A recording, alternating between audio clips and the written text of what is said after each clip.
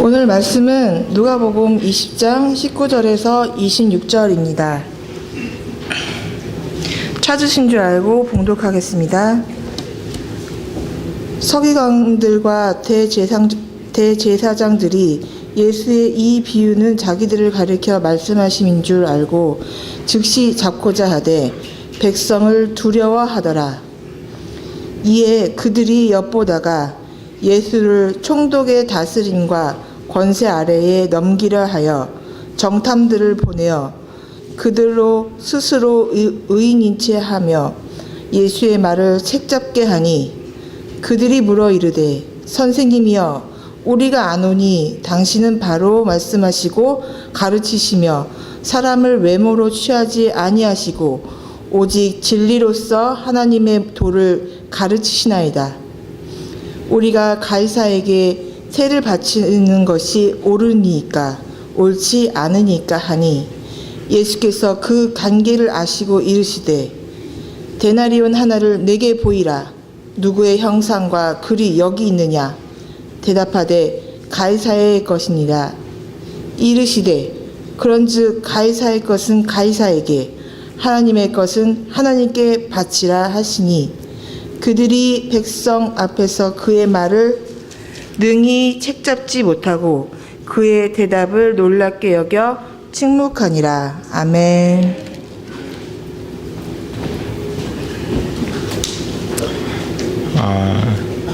요즘 이제 평창 올림픽이 열리고 있죠. 평양 올림픽이냐, 평창 올림픽이냐, 평화 올림픽이냐, 이념적 갈등이 굉장히 많이 있습니다. 그럼에도 불구하고 어느 쪽에서 말하든 간에 많은 사람들의 그러한 가슴 속에는 참 평화가 깃들였으면 좋겠다, 이런 마음들이 있습니다. 저도 금요일 저녁에 개회식을 이렇게 지켜봤어요. 근데 그 어린아이, 어른, 남자, 여자 이렇게 다양하게 구성을 해서 태극기를 들고 오더라고요. 그냥 한 팀만 들고 오는 게 아니라 다양한 구성원들이 들고 오는 모습을 보면서 가슴이 뭉클했어요. 야, 참 보기 좋다. 그리고 우리나라의 무지개 합창, 레인보우 합창단이 있는데 그 합창단은 우리나라에 이렇게 시집 오고 그런 다문화 가정 있잖아요. 다문화 가정 아이들과 함께 구성된 합창단이에요. 근데 다문화 가정을 이렇게 구성하고 있는 합창단이 애국가를 부르는 거예요. 태극기가 개양될 때. 너무 좋았어요. 동해물과 백두산이. 저도 따라서 부르면서 정말 하나님께서 보호하셔서 이렇게 차별이 없고 다양한 많은 사람들이 이렇게 평화의 그러한 관계 속으로 들어가면 좋겠다, 이런 생각을 했습니다. 그리고 그 IOC 위원장이 이렇게 연설을 하는데 제가 자세히 들었어요. 근데 다양함이 조화를 이루어내어 하나를 이렇게 이루어내는 모습이 참 좋다, 이렇게 말을 하더라고요. 그래서 그 이야기 들으면서 야, 저건 교회에서 목회자가 설교할 때 해야 되는데 우리 교회가 저런 이야기를 해야 되는데, 그런 생각을 했습니다. 하여튼 제 마음속으로는 이번 이렇게 평화의 분위기가 통일까지야 이루어지지 않겠지만 제가 기도합니다. 평화의 분위기가 계속 지속되기를 소망하고 있습니다. 그런데 아무리 우리가 평화하려고 해도 영원한 평화는 이 땅에 없습니다. 아무리 비둘기가 합해지고 비둘기가 하늘을 날아도 영원한 평화는, 온전한 평화는 이 땅에 존재할 수가 없습니다.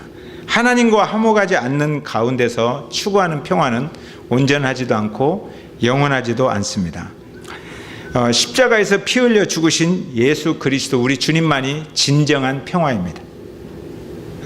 저는 이 사실을 확신합니다. 십자가에서 피 흘려 죽으신 예수 그리스도, 그 예수 그리스도의 모습 속에는 하나님의 이름이 담겨져 있습니다. 하나님의 이름 중에 하나가 여호와 샬롬입니다. 그러니까 하나님은 그 이름이 평화이십니다.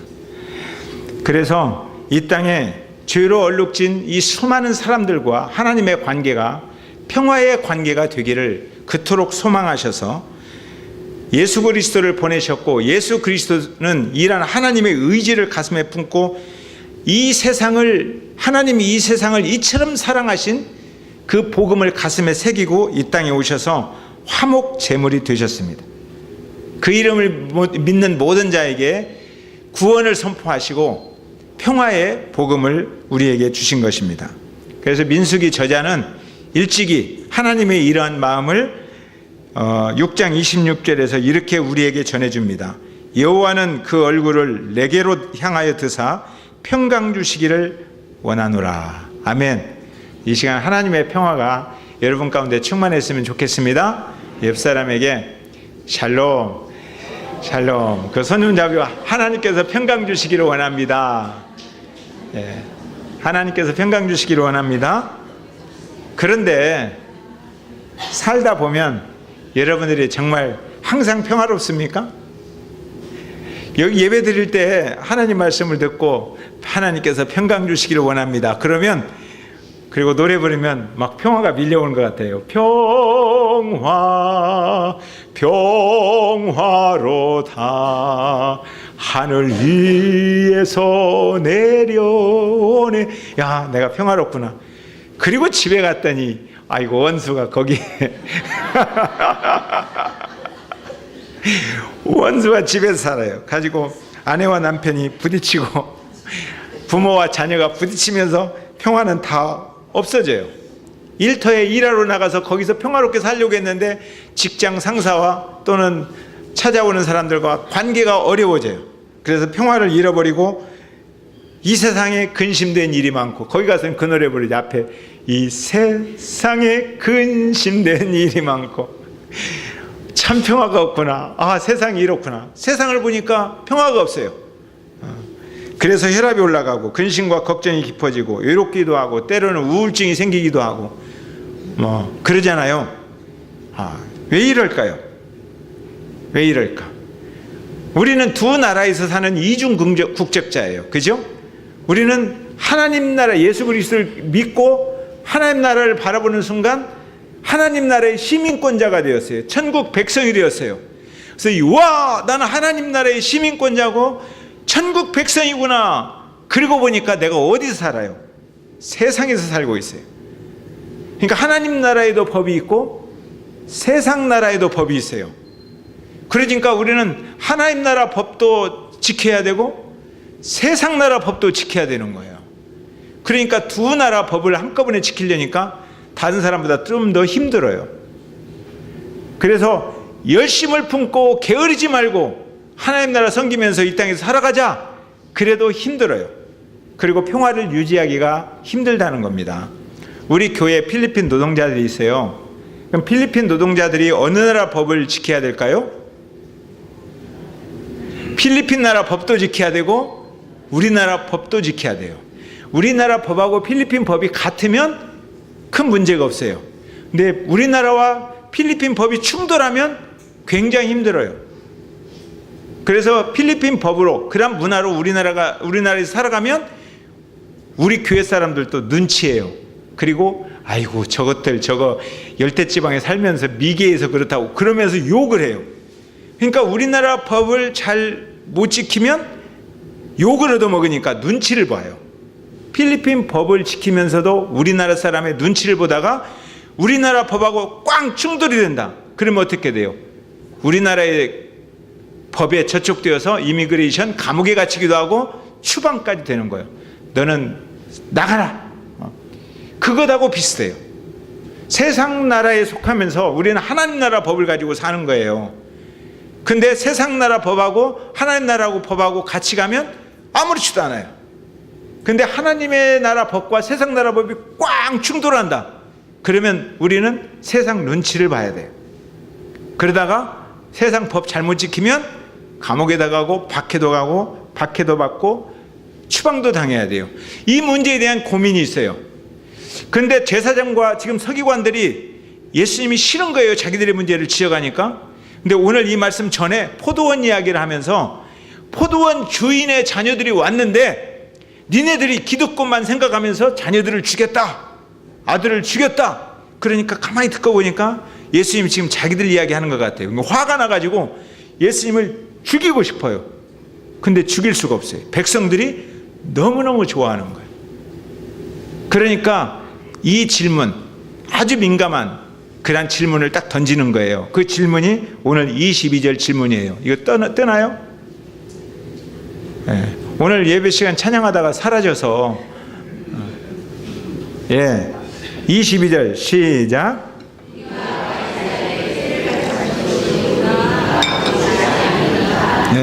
우리가 가이사에게 세를 바치는 것이 옳으니까 옳지 않으니까. 가이사가 누구예요? 로마 시저. 그러니까 로마 황제를 시저 가이사라고 불러요. 혹시 아세요? 애굽의 황제를 뭐라고 불러요? 그죠. 바로라고 불러요. 그러니까 바로는 이름이 아니라 애굽의 왕이라는 말이에요. 우리나라는 임금님이라고 불렀고 중국은 황제라고 불렀어요. 그러니까 가이사. 그러니까 황제에게 세를 바치는 것은 이 말은 그 정부에게 세금을 내는 것이 올바른 것이냐 아니냐 이렇게 물어보는 거예요. 근데 이스라엘과 우리나라는 비슷한 게 많아요. 우리나라도 외국 눈치 많이 보면서 자랐잖아요. 강대국, 중국 눈치, 청나라 눈치, 명나라 눈치, 지금도 미국 눈치, 중국 눈치, 북한 눈치, 러시아 눈치, 아니면 일본 눈치 봐야 되잖아요. 이스라엘도 눈치를 엄청나게 봤어요. 애굽 눈치, 아스루 눈치, 바벨론 눈치, 헬라 눈치, 로마 눈치를 보는 거예요. 그리고 조공을 바쳐야 되는 거예요. 근데 조공을 바치려면 항상 이념적 갈등이 생겨요. 그 나라를 통치하는 사람들 중에서 바쳐야 되느냐, 독립하자, 바치지 말자, 맞짱 뜨자, 그러면서 항상 갈등이 있어요. 여러분들 사극 보면 조선시대에도 엄청나게 갈등이 많잖아요. 그 갈등이 있어요. 이스라엘도 엄청난 갈등을 겪고 있어요. 그들이 로마에게 세금을 내는 것은 민족적 자존심이 짓밟히는 것이라고 생각을 하는 거예요. 그런데 로마가 힘이 너무 강해요. 세금을 안 낼 수가 없어요. 그 세금을 내는 사람들에게 지금 정치적인 의도를 가지고 질문하는 거예요. 세금을 내야 되니까 말해야 됩니까? 우리가 궁금해서 질문할 수도 있어요. 궁금해서 질문하는 것은 괜찮아요. 얼마든지 질문해야 돼요. 그러나 음모를 가지고 질문하는 것은 문제가 많아요. 일제시대 때 군자금으로 우리나라가 돈을 냈잖아요. 일제 식민지 때 군자금으로 돈을 내고 그 다음에 징용을 가야 되고 위안부를 가야 돼요. 그러면 우리나라 지도자들 중에 일본의 압력을 받아서 연설하는 사람 있잖아요. 군자금을 내야 된다. 우리 군인 가야 된다. 징용 가야 되고 위안부도 가야 된다. 그렇게 말하는 사람 있잖아요. 그렇게 말을 하면 일본에서는 좋아하죠. 친일파라고 하지만 근데 백성들이 안 좋아하잖아요. 그런데 아니다, 일본한테 돈 내지 말아야 된다, 징용도 가지 말아야 된다, 위안부 잘못됐다 하고 다투면 누구한테 죽어요? 일본한테 죽으니까 만주로 도망가서 독립운동해야 되잖아요. 그렇지만 백성들은 좋아하면서 돈을 내주잖아요. 그런 질문하고 비슷한 거예요. 그러니까 예수님을 이념적 갈등을 부추기는 속으로 끌어들어오려고 하는 거예요. 예수님을 정치적인 상황 속으로 끌어오려고 하는 거예요. 예수님은 그런 분이 아니에요. 하나님 나라를 증거하려고 오셨어요. 그래서 예수님이 처음부터 뭐라고 그랬어요? 회개하라, 천국이 가까웠느니라. 하나님 나라가 가까웠다 하고 예수님은 하나님 나라를 이야기해요. 그런데 이스라엘 사람들은 그 이야기를 어떻게 해석했느냐? 그래, 하나님 나라가 가까워서 이스라엘이 400년 동안 나라 없이 살았거든요. 지금 400년 동안 나라 없이 살고 있는 거예요. 우리나라가 일제 36년 동안 나라 없이 살 때 얼마나 힘들었어요. 근데 400년 동안 나라 없이 살려니까 얼마나 힘들겠어요. 그런데 예수님이 하나님 나라가 가까웠다 하니까 드디어 멋있는 나라, 독립국가가 되는구나, 우리 민족, 그런 생각을 하는 거예요. 그러니까 어떤 사람은 그러면 예수님 그 말만 하면 안 돼요. 그 다음 말, 이제 노마한테 세금도 내지 말라고 해야 되죠. 노마한테 세금 그만 내야 되잖아요. 그렇게 몰고 가는 거예요, 지금 유대인들이. 그래서 세금 내지 말라 하면 예수님은 바로 노마에게 체포돼야 돼요. 세금 내라 그러면 백성들이 지금 좋아하는데 안 좋아하게 되는 거예요. 그래서 예수님 떠나라 그러는 거예요. 그러한 이념적인 갈등, 정치적인 상황 속으로 예수님을 끌어들이려는 책략을 가지고 지금 예수님에게 이런 질문해요. 황제에게 세금을 내야 됩니까? 하나님께 세금을 내야 됩니까? 예수님께서 그 마음을 꿰뚫어 보셨어요. 저는 정말 예수님께 배우고 싶은 게 있어요. 여러 가지도 다 배워야 되지만 이런 질문을 받으면 막 심장이 요동치고 마음이 요동치고 헷갈려요. 막 혈압도 오르고. 그런데 예수님은 전혀 거기에 끌려가지 않아요. 왜냐? 23절 때문에. 23절. 자, 시작. 예수님께서 이들이 궁금해서 알고 싶어서 질문하는 게 아니다. 자기들이 가지고 있는 어떤 지식이 있어요. 그 지식을 가지고 예수님을 끌어들여서 예수님을 어렵게 만들어서 이념적인 갈등 속에 몰아넣어가지고 정부나 또는 국민으로부터 배척당하게 해야겠다라는 의도를 가지고 있는 거예요. 그런 의도를 가지고 예수님에게 질문했는데 예수님이 다 알았어요. 저 속에는 관계가 있고 음모가 있고 함정이 있다. 그러면서 야, 데나리온 있으면 하나 가져와 봐라 이런 이야기를 해요. 자, 24절. 자, 시작.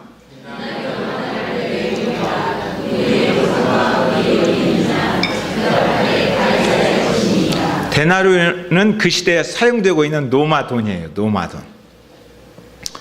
그러니까 노마 사람들이 사용하다 보니까 데나리온에는 누가 있겠어요? 걸굴에. 노마 황제 얼굴 있잖아요. 우리나라 5만 원짜리 누가 있어요? 일부 예배 물어보니까 워낙 돈을 사랑하지 않아가지고 5만 원짜리에 누가 있는지 모르는 사람도 있더라고요. 5만 원짜리는 신사임당 있죠. 그리고 만 원짜리는 세종대왕 있잖아요. 형상이에요. 그 나라 돈인 것을 이렇게 확인하고 그 나라에서 사용하기 위해서. 달러에는 세종대왕이 없어요. 달러에는 미국 대통령이 있어요. 그러니까 데나리온은 노마 황제가 딱 있는 거예요. 그 황제를 딱 보여주면서 보여주는 거예요. 그러니까 예수님께서 그렇게 말씀하시죠. 이게 노마 황제 거냐? 그러면 예. 그러면 노마 황제한테 바쳐. 이런 이야기예요. 그런데 이스라엘 사람들은 이 데나리온으로 성전세를 내지 않아요. 이스라엘 사람들은 무엇을 잘 지키는 사람이에요? 율법을 잘 지키는 사람입니다. 근데 십계명에 이런 말이 있어요. 너를 위하여 첫째 계명에 너를 위하여 새긴 우상을 만들지 말고 또 위로 하늘에 있는 것이나 아래로 땅에 있는 것이나 땅 아래 물속에 있는 어떤 형상도 만들지 말며 그것들에게 절하지 말며 그것들을 섬기지 말라. 그래서 노마 황제의 형상이 새겨진 돈으로는 절대 헌금 안 내요. 그렇다고 또 여러분들 율법을 잘 지키겠다고 헌금을 신사임당 헌금 새겨진 돈 헌금하지 말자. 그러면 안 돼요. 하여튼 유대인들은 그랬단 말이에요. 유대인들은. 그래가지고 성전세를 어떻게 냈느냐? 자기들이 사용하는 세겔이라는 돈이 있어요. 그래서 1인당 성인 1인당 반세겔씩 세겔로만 헌금을 한 거예요. 성전세를 낸 거예요. 예수님도 성전세를 내야 되는데 돈이 없었나 봐요. 그러니까 한번 보니까 베드로한테 야, 너 낚시 한번 해라고 해서 낚시했는데 고기 속에 한 세겔이 있는 거예요. 네 거하고 내 거하고 가서 세금 내라. 이렇게 했잖아요. 예수님도 세금 잘 내셨어요. 근데 형상을 따라 있는 돈으로는 내지 않았다는 거예요. 그런데 예수님께서 그 돈을 가지고 이제 그들에게 물어보는 거예요. 그들의 그런 고집 있잖아요. 고집. 그러니까 이 돈이 누구 것으로 보이느냐 딱 이렇게 물어봤어요. 이것은 세금을 내라 안 내라 그런 질문이 아니에요. 그런 대답이 아니에요. 이 돈이 누구 것으로 보이느냐라는 정체성에 관한 질문이에요. 정체성. 너는 지금 누구 앞에서 살고 있느냐? 이런 질문이에요. 25절 한번 읽어볼까요? 자, 시작.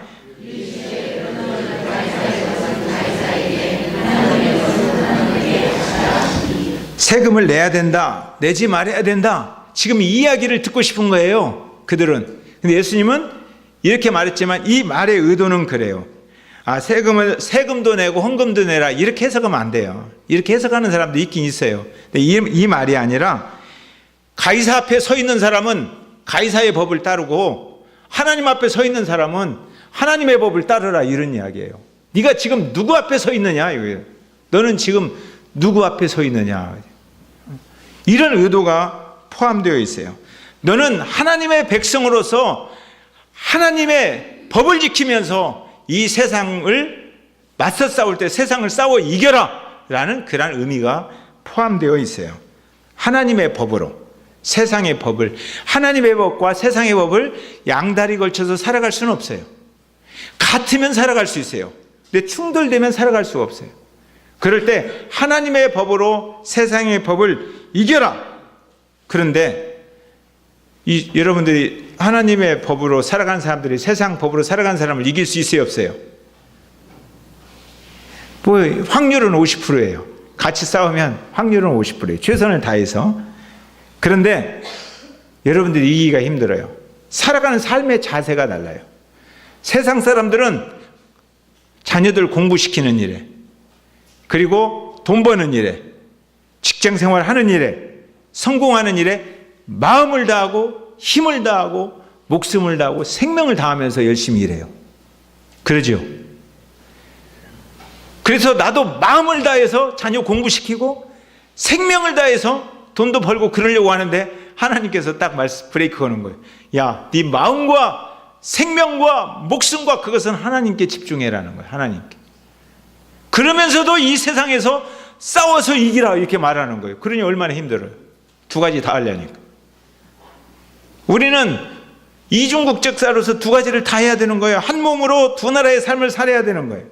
그러니까 세상 사람들과 같은 방법으로 싸우면 결단코 세상을 이기기가 힘들다. 힘들어요. 어떻게 해야 돼요? 방법을 다르게 해야 되는 거예요. 자, 세상 사람들이 마음을 다하고 성품을 다하고 힘을 다해서 돈 버는 일과 자녀를 교육시키는 일을 해요. 근데 우리는 마음을 다해서 생명을 다해서 하나님을 사랑하면서 공부를 해야 되잖아요. 그러니까 공부는 믿음으로 해야 돼요. 이게 이제 삶의 원리예요. 돈 버는 일을 믿음으로 해야 돼요. 자녀들 공부시키는 일, 직장에 가서 근무하는 일을 믿음으로 해야 돼요. 그럼 믿음으로 한다는 건 뭐냐? 우리 힘이 부족해서 나와 함께 하시는 하나님의 도우심으로 해야 된다는 거예요. 하나님의 도우심, 공부하는 학생들이 하나님 도와주세요. 무릎 꿇고 기도하면서 공부해야 된다는 거예요. 제가 뉴욕 하버드 대학교에서 경제학 박사 이렇게 받으신 분이 경제학을 강의하는 것을 들었어요. 근데 저는 경제를 잘 몰라요. 근데 그분이 너무너무 충격적인 이야기를, 제가 과연 저 사람이 학자일까 하는 생각이 들 만큼 충격을 받았어요. 뭐라고 하냐면 경제학을 쭉 강의하면서, 그런데 이 원리대로는 한 25% 적용이 되고요. 나머지는 운이 좋아야 됩니다. 그러더라고요. 운이 좋아야 된대요. 그래야 돈 번대요. 하버드 경제학 박사도 운이 좋지 않으면 아무리 그 원리대로 해도 돈 못 번다는 거예요. 어떤 순간 딱 좋은 사람 만나야 되고 그다음에 운이 좋아야 된다. 근데 제가 그 이야기를 딱 들으면서 세상 사람은 운이라고 하지만 그리스도인에게는 저게 하나님의 도우심이다라는 생각이 딱 들었어요. 하나님의 도우심으로, 그래서 믿음이 더 강한 것이구나. 그런 생각이 들었어요. 세상의 법과 하나님의 법이 충돌될 때 우리는 기도하잖아요. 그럼 기도하면 멈추는 것이라고 생각해요. 그런데 멈추는 것이 아니라 하나님 도와주세요. 하나님 도와주세요. 이렇게 기도하는 거예요. 그래서 우리는 부족하지만 나의 힘이 되시고 나의 능력이 되시는 하나님 도와주셔야 됩니다라고 기도하면서 세상과 싸워 이겨야 돼요. 약할 때 강함이 되시는 하나님의 이름을 불러야 되고, 나의 힘이 되시고 나의 반석이 되시는 여호와의 이름을 부르면서 살아야 돼요. 모세가 광야로 백성을 데리고 나왔어요. 근데 애굽이 군대가 쳐들어오는 거예요. 자, 어떻게 해야 돼요? 그들과 같은 방법으로 싸워 이길 수 있어요, 없어요? 없지요. 그들은 지금 뭘 들고 있어요? 철병과 무기를 들고 있어요. 이쪽은 아무것도 없어요. 그때 모세가 취한 방법이 뭐죠? 기도하는 거예요. 기도. 하나님 도와주세요. 그럴 때 하나님께서 야, 너는 가만히 있어. 내가 저들과 어떻게 싸우는가를 한번 보라. 그래서 계속 기도했더니 바다에 길이 열리고 구름 기둥과 불 기둥이 임하면서 그들의 무기와 그들의 군대력을 약화시키고 그들을 물속에 처박는 것을 본 거예요. 그들하고 같은 방법으로 싸우려고 했으면 어떻게 될까요? 그냥 다 죽었죠. 이길 수 없어요, 그들은. 세상과 같은 방법으로 싸우는 게 아니라 믿음으로 싸워야 이기는 거예요. 믿음으로. 우리는 믿음으로 사는 사람인 줄로 믿습니다. 우리 교회 사업하는 사람들, 우리 김태기 형제 사업하잖아요. 근데 그들하고 같은 방법으로 싸우려니까 힘들어요. 그러면 그래서 더 기도해야 돼요. 더 기도하고 돈 많이 벌고 헌금도 많이 하고 헌금 많이 하라면 에이 그 이야기 하려고 그러는구나. 그게 아니고 기도해서 믿음으로 사업해야 된다는 거예요. 그래서 사업가들이 믿음이 더 좋아야 세상과 싸워 이길 수 있습니다. 그러면 안 돼요. 다른 사람은 지금 머리 돌리며 사람 만나고 있는데 여기 와서 지금 예배 드리고 있잖아요. 다른 사람은 인간관계를 넓혀가는 거예요. 술집에 가서 술 마시면서. 그런데 우리는 그거 중재하고 기도하잖아요. 그것이 뒤처지는 방법이 아니다는 거예요. 그러므로 지금 전체 앞에 이야기합니다. 김태기 형제 앞으로 예배 시간 빠진 일이 없도록 다른 사업가도 마찬가지예요. 그렇게 살아야 되는 거예요. 믿음으로 살아야 되지. 이번 설날이 다가옵니다. 그죠? 그러면 세상은 부모님에게 효도해라 그래요. 그런데 교회 안에서도 말씀도 부모님에게 효도해라 그래요. 세상 법과 교회 법이 충돌되지 않아요. 이럴 때는 좋아요. 아무 문제가 없어요. 세상이 우리를 핍박하지 않아요. 그런데 이제 가면 세상 법에는 전통적으로 내려오는 우상 앞에 절하라 이렇게 말해요. 그런데 교회 법으로는 하나님은 절하지 말라 그래요. 충돌이 돼요. 그러면 어떻게 해야겠어요? 이때 하나님 도와주세요 하고 하나님 나라 법으로 살아야 된다는 거예요. 하나님 도와주세요. 하나님 도와주세요. 이스라엘 백성들 제자들이 그렇게 살았어요. 실제로 노마 황제는 자기가 신이다 하면서 절하라고 그랬어요. 국가에게 절하라. 노마 황제 제국에게 절하라 그래요. 힘이 센 나라에게 절하라 그랬어요. 근데 하나님 말씀은요, 절하지 말라는 거예요. 그래서 제자들이 절을 안 했어요. 황제의 말을 거절했습니다. 그 결과 그들은 감옥에 갇혔어요.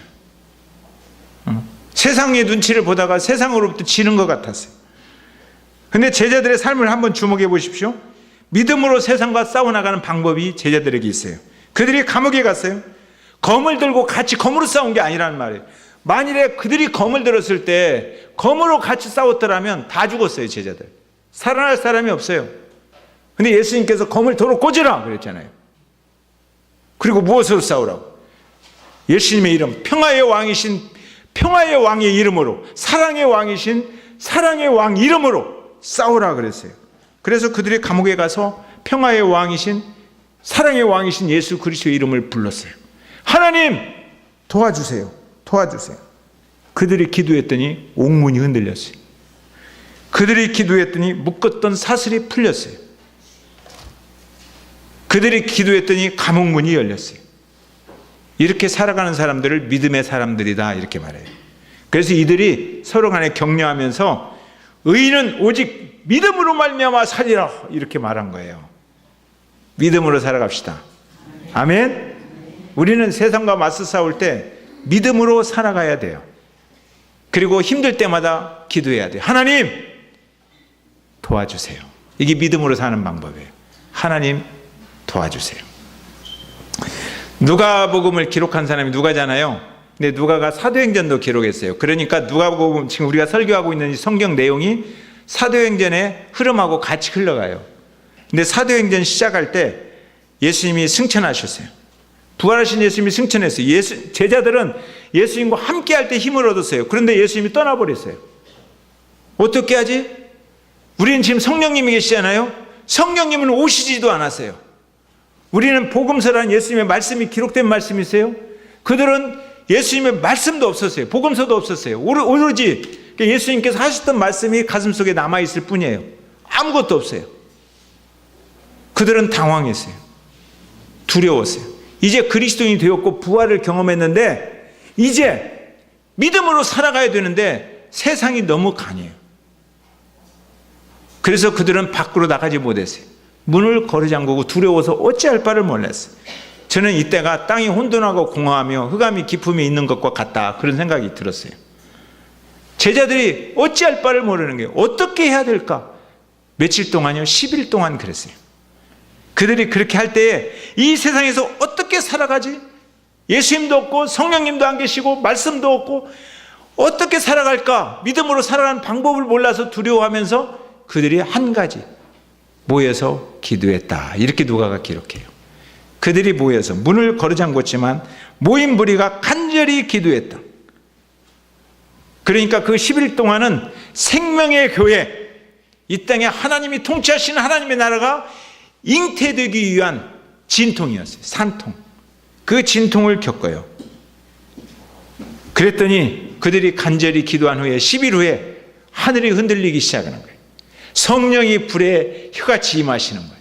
성령이 임하시면서 성령이 그들을 도와주는 거예요.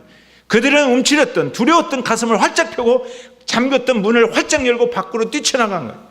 그리고 외치는 거예요. 너희들이 죽였던 주 예수 그리스도, 그분을 하나님이 살리셔서 화목제물로 삼으셔서 죄 많은 너희들 하나님과 화목하는 평화의 길을 열었다라고 이야기하는 거예요. 그래서 복음이 선포되고 교회가 선포되고, 심지어 그들이 그 로마 제국이나 아니면 유대인들이 그를 감옥에 가둬놨을 때 거기에 가서 그런 이야기 합니다. 세상의 구원을 얻을 만한 이름, 주 예수 그리스도 그 이름밖에 다른 이름은 없다, 다 이렇게 말하는 거예요. 얼마나 담대하게 살아요. 이 믿음으로 사는 사람들의 삶입니다. 이제 질문 한번 해봅시다. 나는 세상 앞에 서 있는가, 하나님 앞에 서 있는가? 가이사 앞에 서 있는가? 물론 세상에 살아요. 그런데 어디에 서 있어요? 가이사 앞에 서 있는가, 하나님 앞에 서 있는가? 세상 앞에 서 있으면 세상 법을 따라가요. 하나님 앞에 서 있으면 하나님 법을 따라가야 돼요. 어디에 소속되었는가? 우리가 하나님의 말씀을 가지고 이 세상 살아가면서, 하나님, 저는 하나님 앞에 살아갑니다. 하나님 앞에서 하나님의 나라 법을 가지고 이 세상에서 당당하게 살아가면서 이 세상과 싸워 이길 것입니다. 그러면 하나님께서 여러분들을 도우실 거라고 저는 믿습니다.